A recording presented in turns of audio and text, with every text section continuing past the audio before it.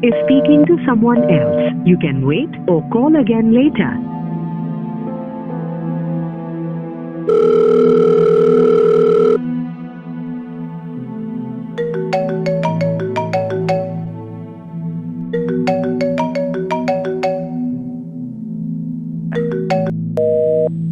Is speaking to someone else. You can wait or call again later.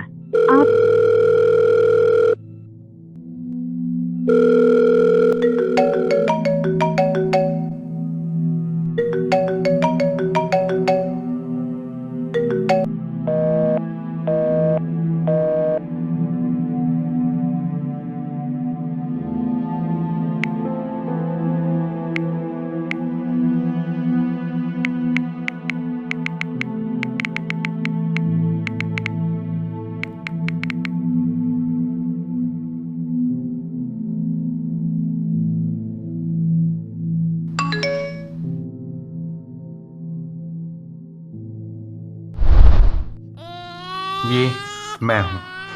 कहते हैं ना, जब किसी middle class financial unsecured family में जब कोई बच्चा पैदा होता है ना, तो उसके घर वालों की एक ही ख्वाहिश होती है, बेटा यार सरकारी नौकरी को देगा। बेटा बेटा 40,000 रुपये कमा कर देगा पापा जी को। सरकारी नौकरी। बचपन से लेकर आज तक साला एक ही बात सुनी, भाई नौकरी तो सरकारी बढ़िया है यार। हाँ यार, प्राइवेट नौकरी में बॉस जब चाहे लात मार के बाहर निकाल देता है। अबे तुझे पता संजू की सरकारी नौकरी लगी है? क्या कह रहा भाई? भाई हाँ, पर मंथ 40,000 का मारा है वो। सही है यार। अब उस सरकारी नौकरी के सपने को पूरा करने के लिए मैं जा पहुंचा अपने 4 हरामी दोस्तों के साथ रूम के पैसे बचाने के लिए मुखर्जी नगर।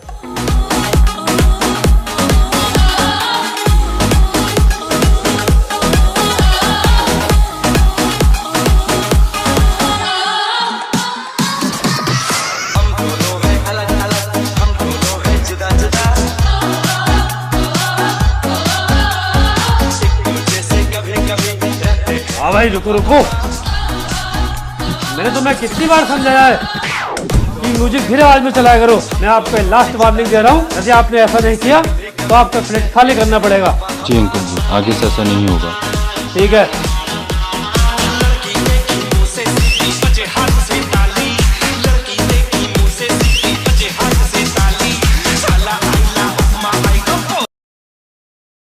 अबे बंद किसने किया?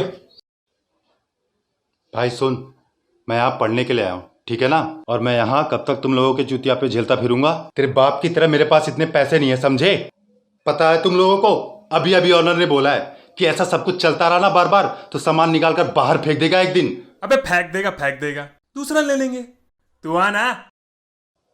अबे अभिषेक सुन यार, तेरे बाप की तरह मेरे पास इतने फालतू पैसे नहीं है कि तेरे चुतिया पे लपेटता फिरूं मैं। तेरे पास पैसे होते कब बे? तेरा सारा खर्चा तो हम उठाते हैं। क्या है यार? हाँ तो ले लियो अपने सारे पैसे, एक एक हिसाब करके दूंगा साले, बस एक बार एसएससी क्लियर हो जाने दे मेरा। अबे जा, इतना टाइम तो दे चुका है तू। हुआ तेरा?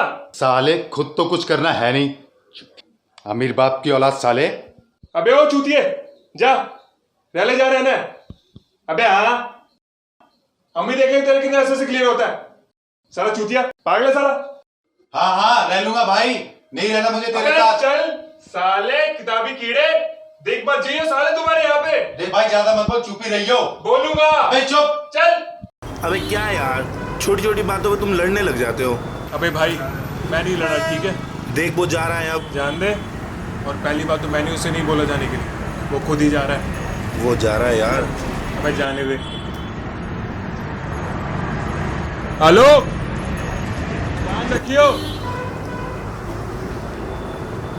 बाय।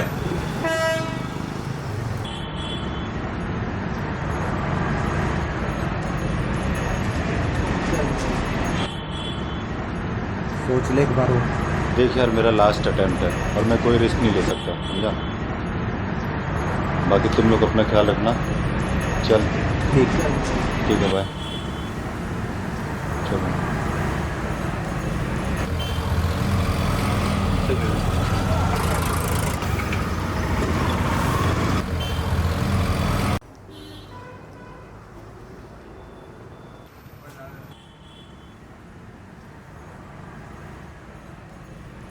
अरे राजा भैया, आधा किलो दूध दे देना।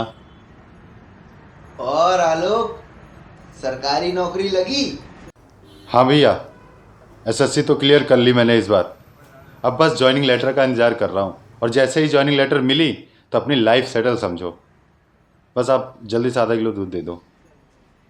ये दृश्य जो अब आपके स्क्रीन पर है 18 जनवरी की सुबह का एक दृश्य मैं दिखा रहा हूं। ये इस जुलूस में शामिल 250 लड़के स्टाफ सिलेक्शन कमीशन की कंबाइंड ग्रेजुएट लेवल परीक्षा 2016 पास कर चुके हैं। 5 अगस्त 2017 को रिजल्ट आ गया था। आज तक इन सफल छात्रों को ज्वाइनिंग लेटर नहीं मिला है। इनके बैनर के नारे बता रहे हैं कि भारत के नौजवानों के साथ क्या मजाक हो रहा है।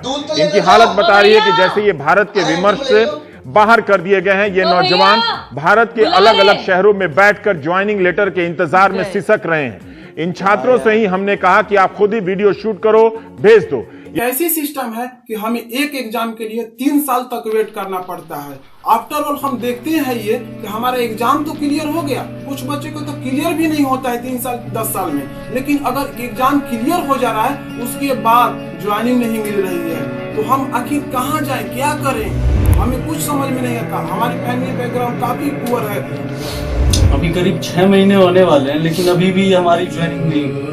तो हमारी मेंटल टफनेस का ये इम्तिहान ले रहे हैं सारे लोग। अब हम लोग कहाँ जाएं, हमारी कोई फैमिली बैकग्राउंड भी कुछ वैसा नहीं है।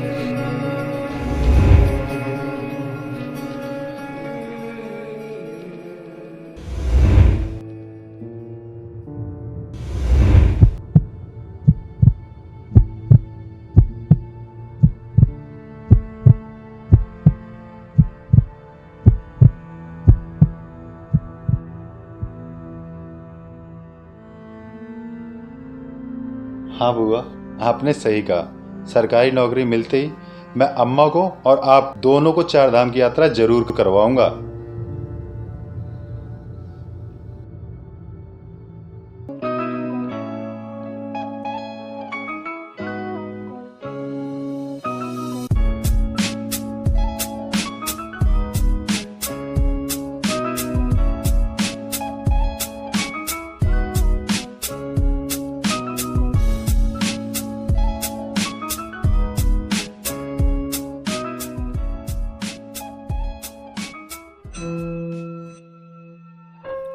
ये अभिषेक आलोक को क्यों मिस कर रहा है?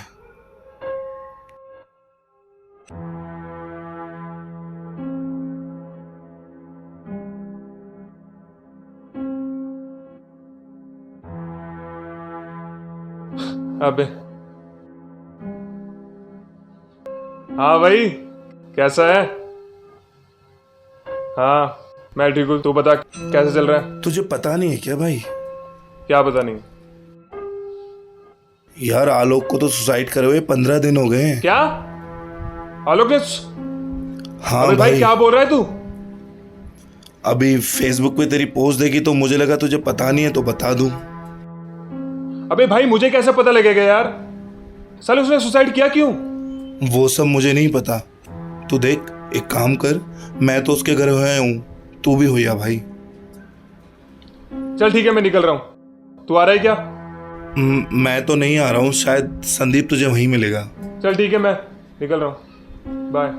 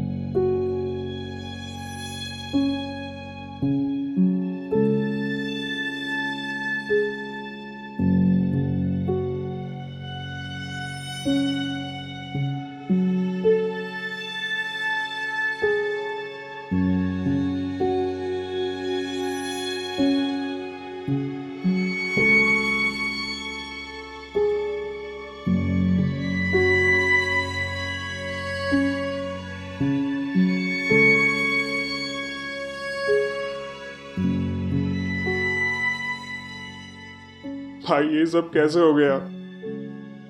लास्ट भर्ती कैंसिल हो गई थी, डिप्रेशन में चला गया और सुसाइड कर लिया। अबे साला, बचपन से ही सरकारी नौकरी के पीछे पागल था। जब देखो सरकारी नौकरी, सरकारी नौकरी, सरकारी नौकरी। प्राइवेट जॉब नहीं कर सकता था। प्राइवेट जॉब, तुझे पता है प्राइवेट जॉब की कोई वैल्यू नहीं है। वैल्यू है तो सिर्फ सरकारी नौकरी की। और अगर तुम सरकारी नौकरी पर हो तो तुम्हारे लिए 15,000 भी काफ़ी है। You are well settled. और अगर तुम प्राइवेट जॉब पर हो और 50,000 भी कमा रहे हो तब भी कोई वैल्यू नहीं। सरकारी नौकरी नौकरी नहीं रही, स्टेटस बना दिया गया है। और ये तो तेरे सामने की बात है। एक ग्रुप डी की वैकेंसी निकलती है, कम से कम 1.5 से 2 करोड़ फॉर्म फिल होते हैं और उसमें वैकेंसी कितनी होती है? 3 से 4 हजार। क्या सबके सब लग जाते हैं? ना जाने कब लोगों की सोच बदलेगी। लेकिन यार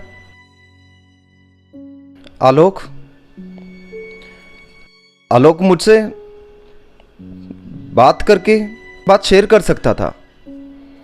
क्या पता मैं उसे समझा पाता। अबे यार,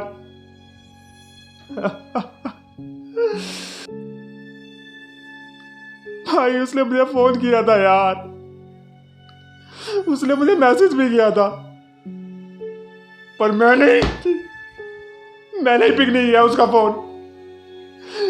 मैंने ही पिक नहीं किया।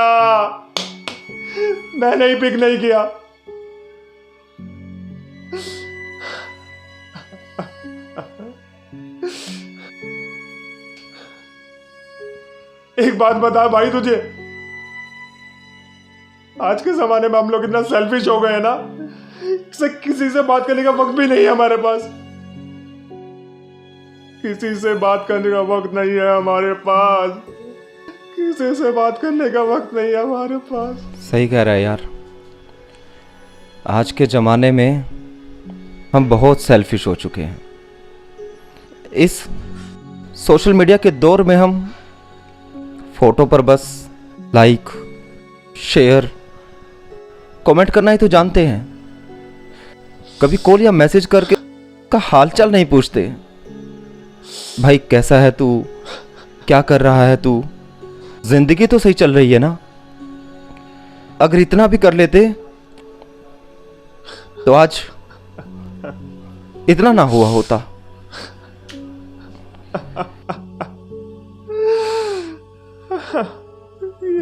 ये सब मेरी गलती है भाई, ये सब मेरी वजह से हुआ है भाई। अगर मैं उसका फोन उठा लेता तो वो आज जिंदा होता। मेरे सामाजिक बंधु, क्यों सत्ताधारी अभ्यर्थियों के साथ खिलवाड़ करते हैं? क्यों? अभ्यर्थियों का कत्ल हम ज्वाइनिंग और भर्ती के नाम पे कराते हैं। पहले परीक्षाएं रद्द कर बेरोजगारी फैलाते हैं, फिर उन्हीं बेरोजगारों से अपनी रैलियां सजवाते हैं। ऐ मेरे सामाजिक फंदे, काट काट कर पन्ने पलटने के लिए जो पैसे हम जुटाते हैं, तो क्यों भर्तियां रद्द करके हमें वर्षों वर्षों तक रुलाते हैं?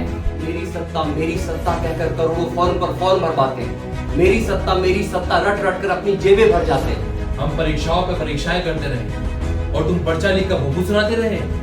है मेरे सामाजिक फंदे, क्यों हम सरकारी नौकरी को नौकरी नहीं सामाजिक मानसिकता समझते हैं? क्यों हमारे जीवन को बचपन से ही सरकारी शब्दों से सींचा जाता है? क्यों हम हर सरकारी नौकरी के पीछे एक 25 लाख की बेटी बैठा चाहते हैं? क्यों हमारी आजादी को पट्टों से बांध दिया जाता है? आखिर क्यों हमें हमारे पदों से तोला जाता है? ऐ मेरे सामाजिक फंदे, क्यों हम सोशल मीडिया तक केवल सीमित रह गए हैं? ऐ मेरे सामाजिक फंदे, क्या क्या हम लोगों के पास अब इतना भी वक्त नहीं कि हम अपनों से मिलकर बातें करें? ऐ मेरे सामाजिक बंदे, क्यों हम अपनों का हाथ सिर्फ सोशल मीडिया पर ही ले पाते हैं? ऐ मेरे सामाजिक फंदे, आखिर क्यों हम उस माँ की कोख को सूना कर देते हैं जिसने हमें नाजों से पाला? ऐ मेरे सामाजिक फंदे, हर बार आखिर क्यों कोई दोस्त अपने दोस्त की मरने की खबर सुनाता? ऐ मेरे सामाजिक फंदे, हाँ माना कि वक्त रेत सा फिसलता है, लेकिन क्या जीवन इतना सस्ता है जो कभी कहीं फंदे से लटकता है? ऐ मेरे सामाजिक फंदे, क्यों हम उम्मीदों की डोरी टूटने पर सांसों की डोरी को तोड़ रहे हैं? ए मेरे सामाजिक फंदे, आखिर क्यों चाय की टपरी पर बैठकर हम अपने भविष्य की लगाम खींचते हैं? क्यों हमारी बेकारी को 88 के लिए मौन कर दिया जाता है? क्यों हम अपना जीवन नोटों की गद्दी के नीचे दबाते हैं? आखिर क्यों? आखिर क्यों? आखिर क्यों? आखिर क्यों? आखिर क्यों? आखिर क्यों?